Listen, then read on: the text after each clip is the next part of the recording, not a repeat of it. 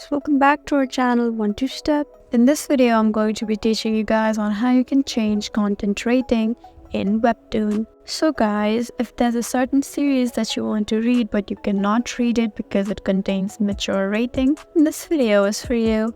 Let's get right into the video. First of all, just open Webtoon and you would be in this page. So guys, to change your content rating, you cannot change your age here. The age that you registered with when you created your Webtoon account is the age that you're going to be stuck with. It will probably grow with you. So let's say you created your account 2 years ago and you were 14 then now Webtoon thinks you're 16. So you cannot read the 18 plus contents. So there's only one thing that you can do. All you need to do is just go ahead and tap on settings right here. And once you do that, scroll down till you find this help option right here. So once you're there, you can just get in touch with the Webtoon support group and you can mail them and tell them that you've accidentally written down a wrong birthday, and because of that you cannot read some of your favorite Webtoons. So just go ahead and tap on the submit a request, and now select the option that the best describes your issue. Tap on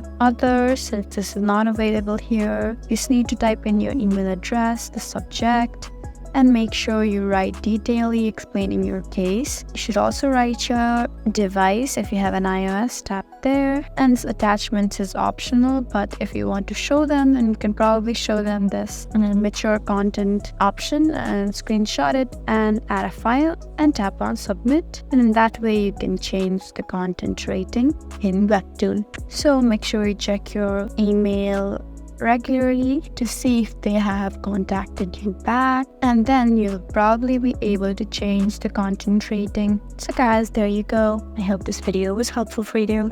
If you found this video helpful, please leave us a like and drop us a comment down below.